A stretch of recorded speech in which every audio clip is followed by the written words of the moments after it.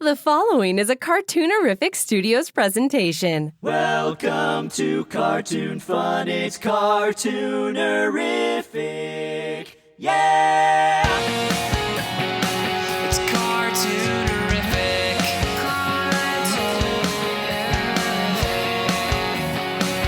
Cartoonerific. It's Cartoonerific.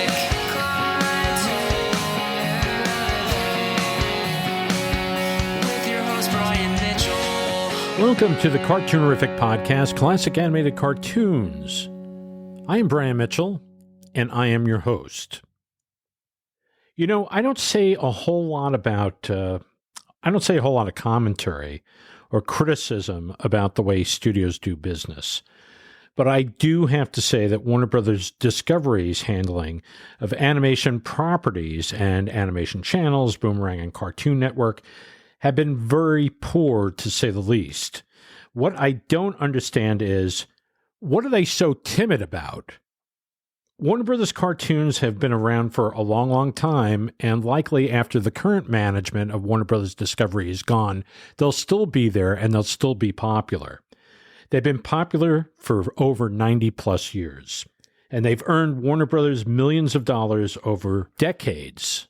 Canceling animation projects that were already greenlit or downright burying these things after millions have been poured into them is insane to me. With their recent feature, The Day the Earth Blew Up, which was a Looney Tunes feature, it's been reviewed by many saying it's a truly funny, entertaining movie.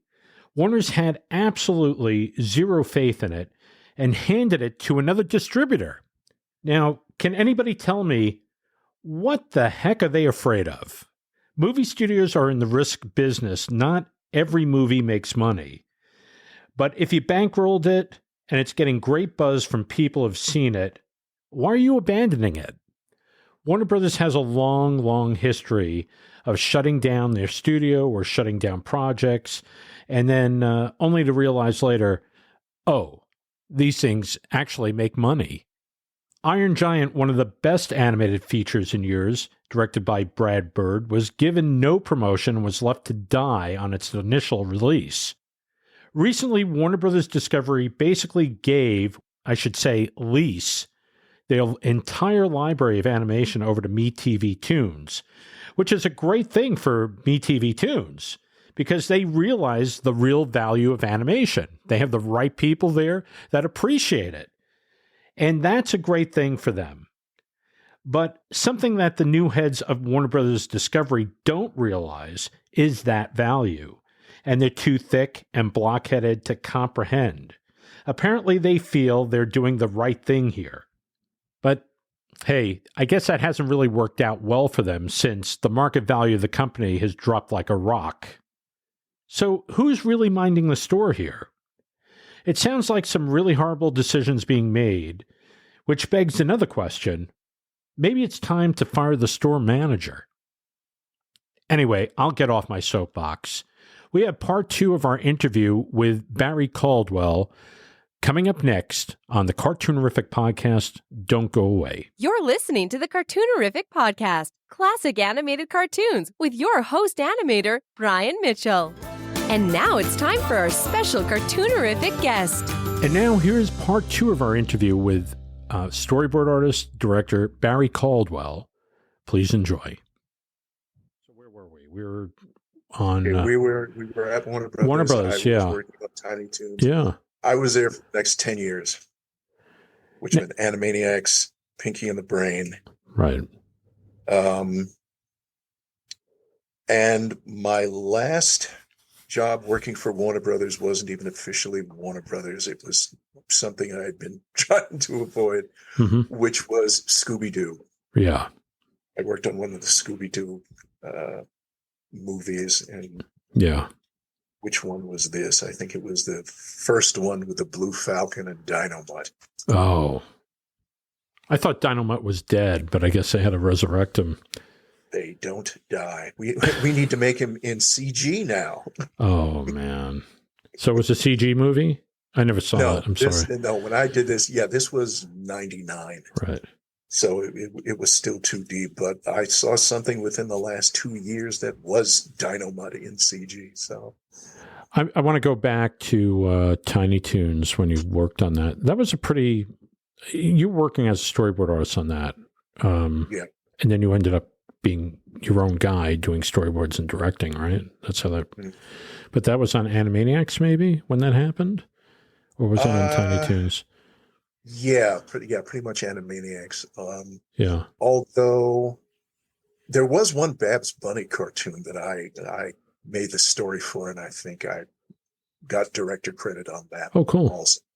Right. And then there were the directed videos. Right.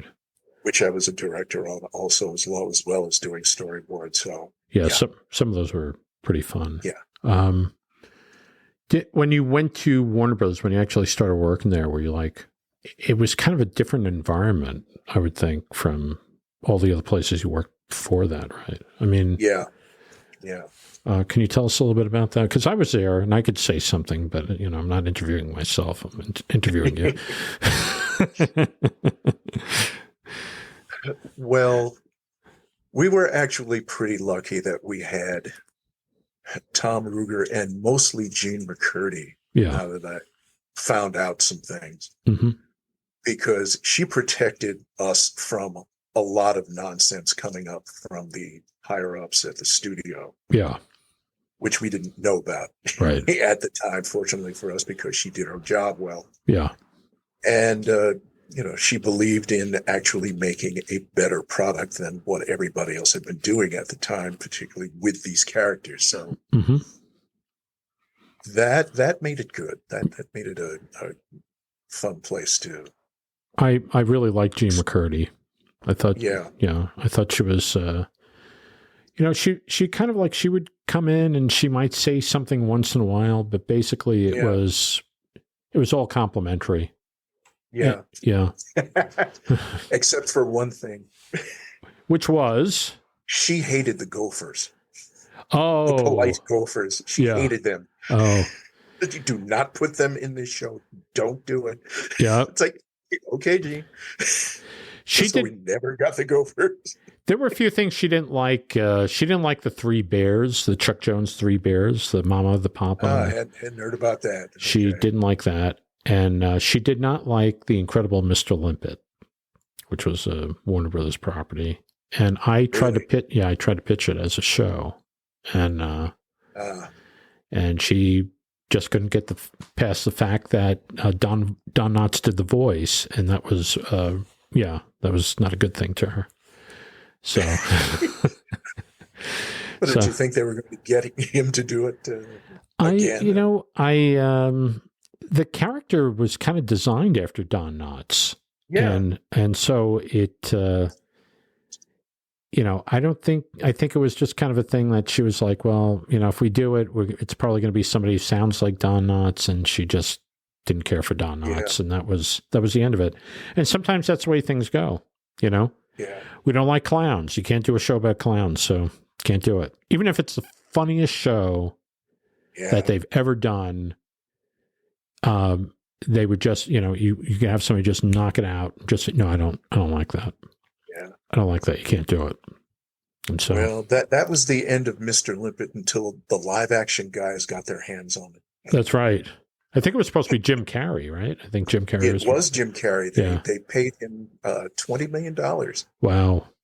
Pay or play contract back when they were still doing those things. Wow. And $10 million to who he got to be the director of it. Wow. And the studio didn't pay any attention to it until they realized, wait a minute, you mean we're paying Jim Carrey $20 million to do a voice? No. Yeah. Find some way to get his face on that fish. Yeah. And they tried it. Yeah. And it was horrifying. Yeah. And they couldn't figure out what to do. And Jim said, it's like, look, guys, you really need to get this thing started because I've got the Grinch scheduled here. And it's like, if you guys don't get something decided on before, this date here, I'm out. Yeah. They didn't decide. He was out. Yeah. He did Grinch. Unbelievable. $30 million because these guys weren't paying attention. Good old Hollywood, right? Yeah. Good old Hollywood. Did you enjoyed working on Tiny Toons? What was your favorite moment on Tiny Toons? Was there any, we've heard stories on I had Cynthia Petrovic on. She was telling her Steven Spielberg stories, which were pretty fun. Did you have a favorite moment on Tiny Toons? Any part of that production where you go, wow, that was great? My Babs Bunny story. Okay. Because I want to hear it. Directed it. This was when Babs, being the 90s latchkey kid, came home to an empty house because mom and the brothers and sisters, who were all younger than her, were out. So she had to entertain herself until they came back, which she did with her imagination. She just sort of created in her mind all of these scenarios that she was the star of. Right. And that was my favorite. Did you like, Tiny Toons had, you would do the storyboard and, we would plan the whole thing out, the team, and then it would go overseas and then it would come back. Because none of these shows were animated here, but they basically did layouts. So they do you get the storyboard, layout artists would embellish it a little bit. They try to draw out the character a little bit more and pose it out. And then it would go to overseas. How did that show look when it came back? I mean, in general, we had a couple of studios. I mean, I don't know when Star Toons came into it because they were doing good stuff, but TMS was doing great stuff. And I don't remember exactly. I don't think it was one of the better studios, though. Oh. It wasn't TMS, and a lot of the stuff that they did for Star Toons seemed a little over animated to me, but yeah. Well, they had Kennedy Cartoons, which was, I think, in Canada. Yeah. And that stuff seemed to be like really over animated, but the one thing I think one of the smartest things that they did was employ that big orchestra for that show and for Animaniacs as well. Yeah. Because I remember seeing these things coming back because I think at the time on Tiny Toons, I was doing layout and I went on storyboard toward the tail end of that. And, I had seen one of these shows come back, and it didn't look very good. We had I don't know if they sent it to Phil Cartoons or one of these places, and it came back. The characters looked kind of wonky. The animation wasn't all that great, and but it was full, but it was not. Full animation doesn't mean great animation. And so anyway, I saw the show, and they were cutting it and assembling it, and then they added. So I wasn't too pleased with it, but then when I saw it with the sound effects and the sweetening of the audio and the orchestrations, all the orchestra, that mammoth orchestra that came in, and all of a sudden it took it up like 2 notches. All of a sudden it was so much better, and that was and that's when I realized the importance of sound. With a cartoon, how important that can bring down the cartoon or it can elevate it. And that was one of the great things that they did over there. Plus give us the time to storyboard. You remember how long it took you to storyboard a cartoon on Tiny Toons? That stuff just sort of flows together in my brain at this point about how long it took. I think we were given for an 11-minute short, maybe 4 to 6 weeks. Yeah, I think you're right. Somewhere in there. I think it was 2 weeks rough. Then they'd show it to the directors. I guess the director, they'd show it rough. And you had maybe a week to do revisions. Yeah. And then basically it would be cleaned up. And then there could still be revisions. So I think you're right. About 4 to 6 weeks was correct. Yeah. And I think it shows on the screen. I think because you had the amount of time to do it. I know Spielberg was asking for certain things on that show. Do you remember some of the stuff that he was asking for? The only thing I remember that he was really specific about was to just sort of make sure that we were using low camera angles. Mm-hmm. These were characters that were like, 1.5 feet tall, right? And that everything should be seen from their perspective. So it's like, right. But other than that, I don't remember there being very many. No, I think that's correct because he wanted it to be seen from their perspective, and so he wanted everything to kind of reflect the backgrounds to reflect that. Yeah. And thing I heard about that was he was really impressed by the show Rescue Rangers from Disney. Mm. And that was because it was pretty much like that. Everything was kind of at a low angle. And so he was impressed by that, and he wanted to see that in Tiny Toons.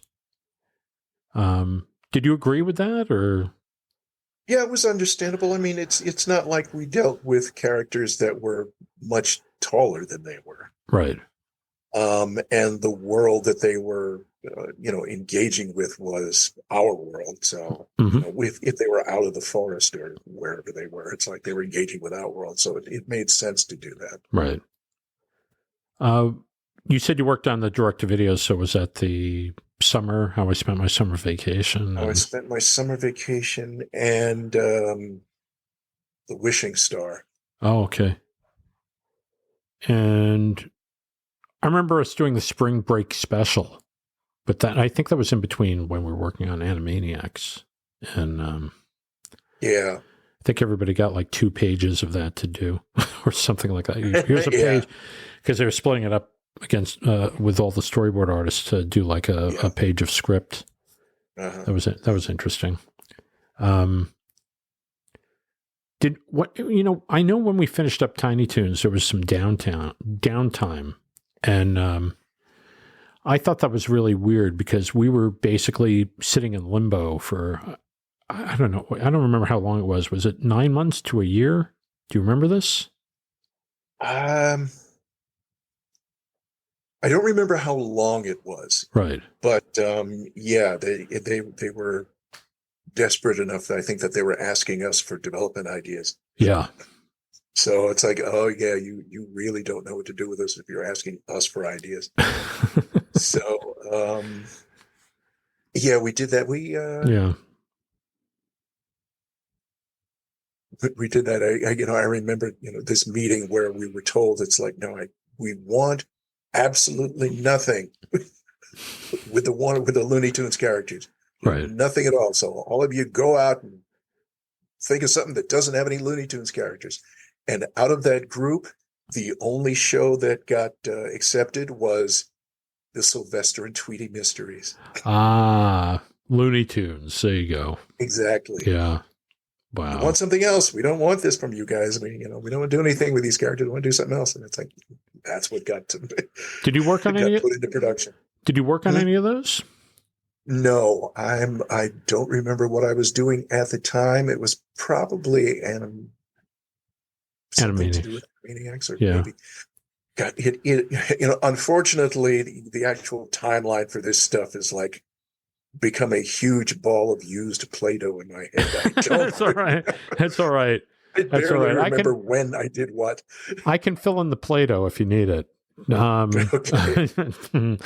No, I remember. Well, I know we had a couple of units. So we had Tiny Toons, and then all of a sudden they were working on Tasmania, Doug McCarthy, and I think Vitello. Art Vitello. Yeah. And then Bruce Timm and Eric Radomski with Batman. Yes. And so these things were going on, and they were different places. I think the Batman unit was on a different floor at that time or whatever. And then Tasmania was in another building on that complex, which was the Sherman Oaks Galleria. And then we finished up Tiny Toons, and I just remember sitting there, and it's like nothing was going on. And they were trying to figure out what the next show would be. But what I was amazed by was nobody was laid off during that period. Yeah. And it was pretty obvious why, because every studio was poaching from every other studio. So, and I was getting phone calls, and I think everybody was getting phone calls from other studios. Yeah, come over and join us, do this, And I think a lot of that was going on. But Warner Brothers somehow held this team together, or most of the team, and somehow managed to come up with this show, Animaniacs. And so what was your deal when you went into that show? Was it immediately understood? Did Tom come down and say, look, you're going to be doing your own thing?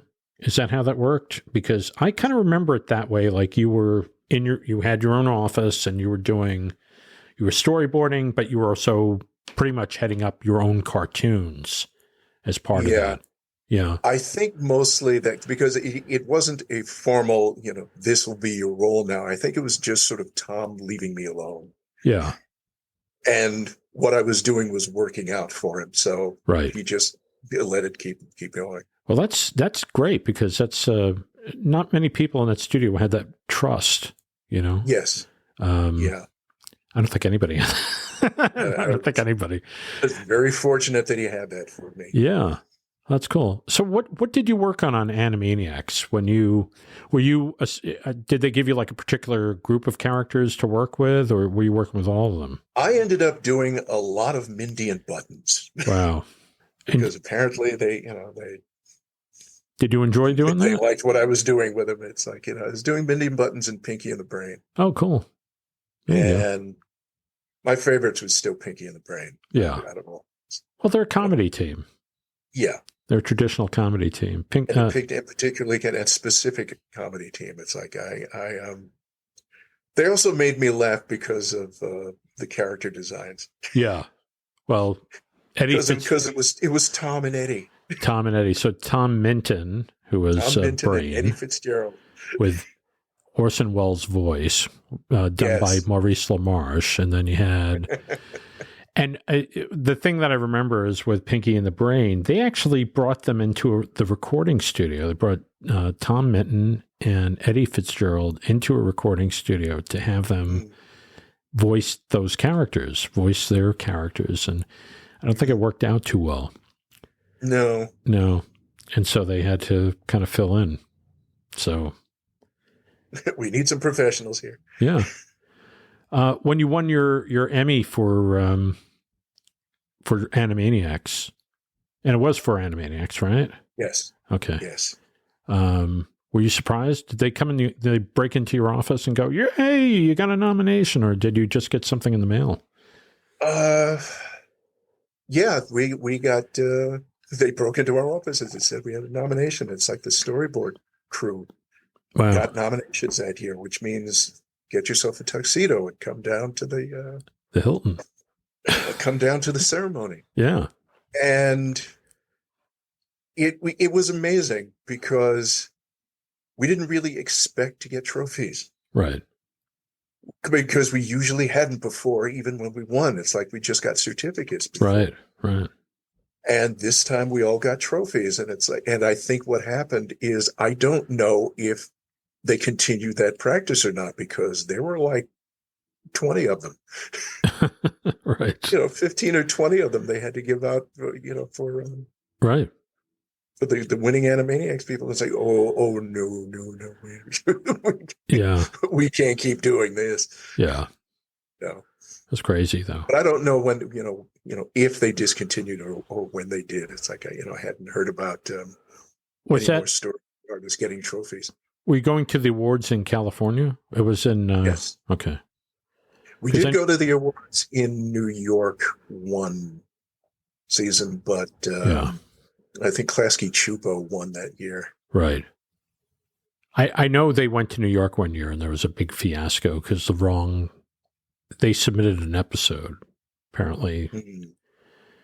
And the person who was in charge of submitting that episode submitted the wrong episode. Yeah. and there was a big hullabaloo. And we heard about it, and somebody ended up walking away from the studio because of it. And it was a shame because apparently they had like a really good show that was submitted, and it probably should have taken it, and it didn't. Yeah. But I don't know. I don't remember what year that was. I don't know if that was 93 or 94. I guess it was 94. Yeah. That's what I'm thinking. Did you enjoy working on Animaniacs? I'm stumbling over words lately. I don't know why. Yes, I did. Yeah, I did enjoy Animaniacs. Right. Was there any? Did you sit in on any of the recording sessions when they were doing them? A couple. Yeah. A couple of them. It's like in my. For some reason, my strongest memory of this was there was an episode where they had Ed Asner doing a voice. Okay. And Ed came in, wearing a sweatsuit, and he just sort of sat down for half an hour and then got up and left. It's like, okay, because that's how this is done, people. That's how it's These guys done. don't be here forever. Well, I think part of it, I think the way they kind of do it is like they bring in the people, and then they start releasing people once they got their recording done of that particular section. There might have been a cameo or something. They're going to get them first, so that basically, okay, you're done. No retakes. You're out. And this way, they're paying them for the hour or whatever, and then they continue that down the line. Start releasing people, and it's an interesting process how they do that, and it keeps costs down too by doing that. Yeah. I was always impressed by how well Andrea Romano ran those voice sessions. Well, she was from Hanna-Barbera. She was doing that there, wasn't she? So I was not aware of her before Warner Brothers. She probably was. She obviously had been doing it somewhere before then, but it's like, these things really ran like clockwork with her. Well, Andrea Romano, I think she was the voice of the Brave Little Toaster, wasn't she? I think she might have been. She was, yeah. So she had been in the business for a while. I don't know if she directed sessions at Hanna-Barbera. Sometimes I remember things, and it's like, I don't even know where I remember it from, but it's like, it just kind of, it seems to be right. I could be wrong, but I'm sure I'll hear about it from people who listen to this podcast. No, she never did that. Hear from people know stuff that I don't know, which is crazy. So after Animaniacs went on for a while, right? I mean, it went on from, I was only there until the beginning of 94, I want to say. And then maybe the beginning. Yeah, I think the beginning of 94, and then I kind of cut out, kind of left. Yeah. And I think it went on for another year or so, or 2 more years. And then they started on Hysteria. Were you were working on that? Yeah, I was not part of Hysteria. Oh, okay. I was not part of Hysteria. Although what I was part of was, and I'm not sure if I've got them all, whether it's Pinky Elmira in the Brain or Elmira Pinky in the Brain. I think we'll figure it out. Yes. And that was a prime time show. It was. Yeah, it was 13 episodes, and Spielberg wanted to, obviously got that done. Right. And he wanted it. And was that just a combination of like the Pinky and the Brain episodes with maybe some Elmira things thrown in there, or was it brand new? No. These were brand new shows. Brand new shows. Wow. So were they? They were half hours, I take it. Yes.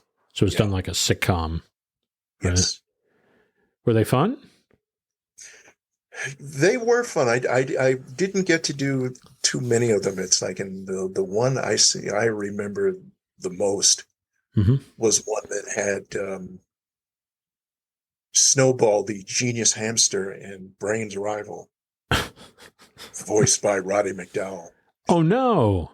Oh yeah! Wow, sounds like fun.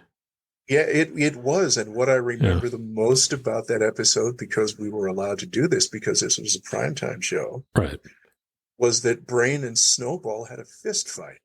Oh, I never saw that. I have to watch it. Was this something you directed? Yes. Oh, wow. That's cool. I got to say, I hope it's on YouTube. I boarded this one. I don't remember if I directed the entire episode, but I do remember boarding that The fist fight. Huge, that fist fight. Yeah. Oh, that must have been fun. Yeah. Were you laughing doing it? Sometimes, sometimes. Oh, yes. Yeah. Oh, yeah. Sometimes I would do stuff, and I was looking at a storyboard. It wasn't for Warner Brothers. It was for, it's actually an educational about electricity in Chicago. And it was given the board by Star Tunes. They need somebody to board it. And so I'd done it, and I remember having fun storyboarding it because it was pretty wacky stuff. But then I looked at it recently, and it had been, I want to say I did it back in the 90s, and then I just looked at it maybe 4 months ago. I had a copy. I was putting copies in a folder and stuff. I pulled this thing out, and I started looking at it, and I started laughing out loud. And I couldn't believe that I had done this thing. And have you ever looked at like some of the storyboards you've done? And like, I mean, look, you can have fun doing them, but then actually going back and looking at it and going, wow, that was actually really, really, I mean, you impress yourself. Have you ever done that? Yeah, I haven't necessarily, audibly said anything, but, I have smiled at stuff I've done, and it's like, really, I was able to do that then. I was able. I thought I was. Yeah, or you came up with these gags that were kind of fun, and you're like, and you're thinking back, and you're like, wait, I did that, you did it. You did it. It's kind of weird. It's kind of weird and wonderful all at the same time, Yes. When did you leave Warner Bros? What was the last thing you worked on for Warner's? Was that the Tweety and Sylvester thing, or the? No, that was the Blue Falcon and Dynamite Scooby movie. Oh yeah, that's right. You were saying that. Yeah, that was the last thing, and then I take it wasn't a lot of fun. The .com crash happened. Oh, that's right. And everybody got upended out onto the street. Oh my God! How long did that last? That I was doing freelance jobs then, right, for quite some time. Mm-hmm. And I remember the next time I came back to Warner Brothers was to do a Gotham Girls for whatever the Warner Brothers Animation Online thing was. Right. Was it the Flash animation or? Yes. Yeah. Yeah. It was their Flash animation show. Yeah. That didn't last too long, the Flash animation. No. Well, everybody was doing it though. Exactly. Yeah. It was 2000. Yeah. 1999, of course. Right. Of course. So where'd you go to after that? I mean, how long were you out when that crash happened? That's a good question. I should have had my resume in front of me. It's all right. I did this, and then this happened, and that reminds me of a story. Right. That's all right. Lots of knocking around at places like right. Mike Young and they were kind of busy, weren't they? Yeah. They're doing Clifford or Clifford's Red Shoes or something like that. I don't know. They had all these shows. They had The Adventure of Piggly-Winks, and they seemed to be busy around the time. Yeah. But they were doing stuff for PBS, right? And that's what they were doing. It's let's see, 2004. I really should, look up stuff so that I can because because I don't remember years all that. Right. That unless I'm reminded of them, it's like they're just certain events that stick in my memory. Right. What was so is there a show after you left Warner Brothers that you worked on, or a movie after the Scooby-Doo thing that comes to mind, like something that you really enjoyed working on? I was working, relatively regularly, but it's like, but I don't remember. Okay, yeah, see, and now I thought we were going to go. Just going through the TV stuff first. It's like, yes, Osmosis Jones is in there. Okay, how'd you get that? Is actually my favorite job. Okay, so mostly because of what it was. So that was done out of L.A. So Osmosis Jones was Chris Rock, wasn't it? He was doing a voice. Yes. And I had Chris Rock, and I'd forgotten who the actor who did Niles on Frasier. Oh, Pierce. David Hyde Pierce. David Hyde Pierce. Yeah. Yes, it was two of them. Hey, so you're making me test my brain here because I have to pull up stuff. I actually, at the time, I was talking with, I think it was John Melendez. I think that's his name. He was Stuttering John. I hope I got the name right, but apparently he was doing a voice on that movie. Yeah.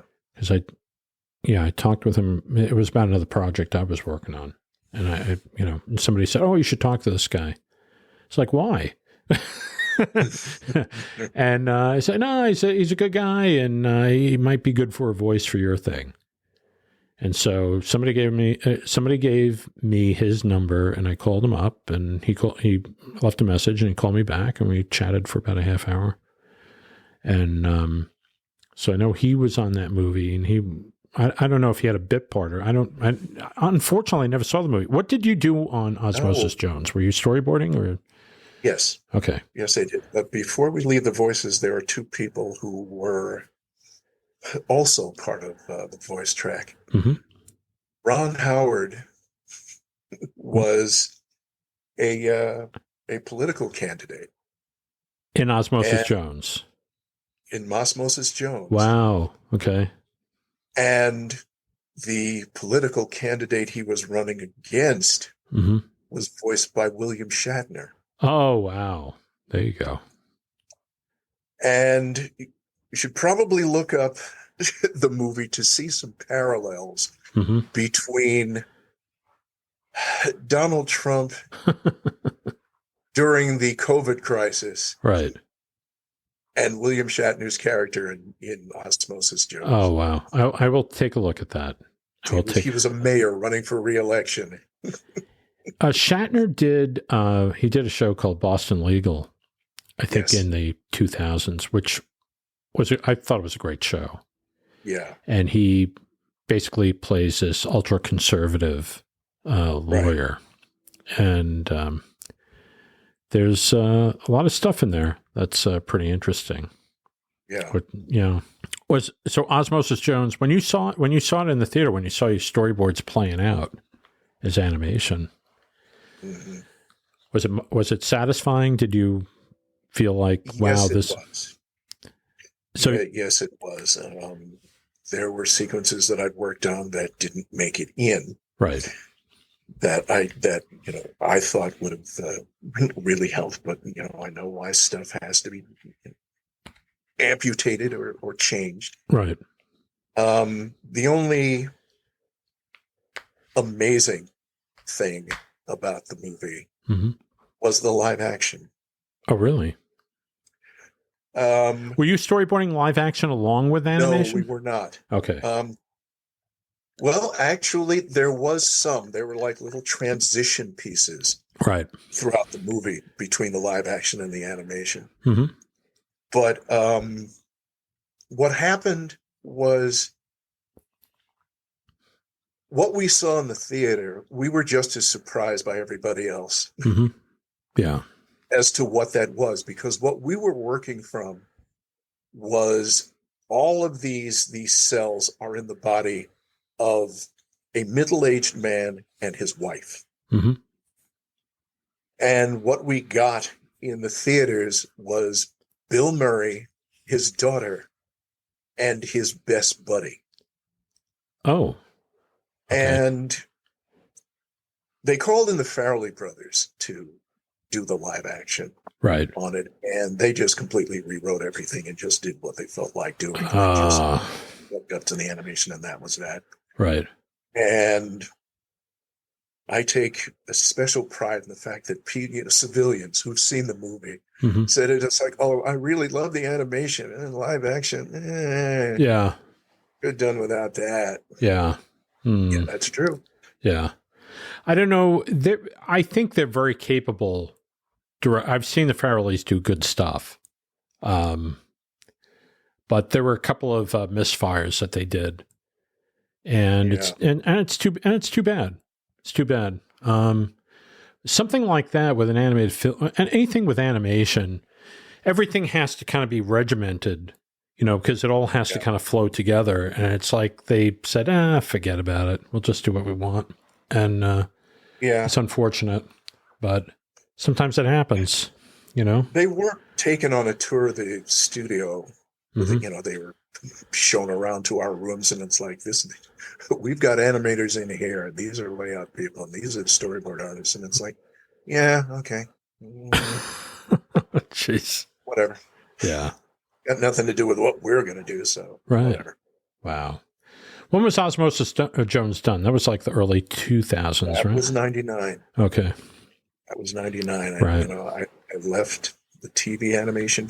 Yeah, the last thing I did was the Scooby-Doo direct-to-video, and I went to Osmosis Jones. What have you done between then that's stood out? Has anything stood out, like between Osmosis Jones and... What have I done between then? I worked on the first season of the How to Train Your Dragon TV show. Oh, cool. That was through Dreamworks. Yeah, that was Dreamworks. What I find very interesting is, when you work on these things, it's a chunk out of your life, because it's not like you work on it for a day. You're working on it for 3 months, 6 months, 9 months, maybe a couple of years. And it's almost like the storyboard story I said before, where I'm looking at it and I'm like, oh yeah, I remember working, and it kind of jogs your memory because it's your stuff, but there are things that kind of fall in the cracks, that you forget that you worked on. And sometimes you get reminded by, you're going through your stuff and you find this, and what the hell is this? And you're looking at it. Oh, yeah, I did this for like 3 days. And, I'll have people actually email me and they'll ask me, oh, how was it like working on that?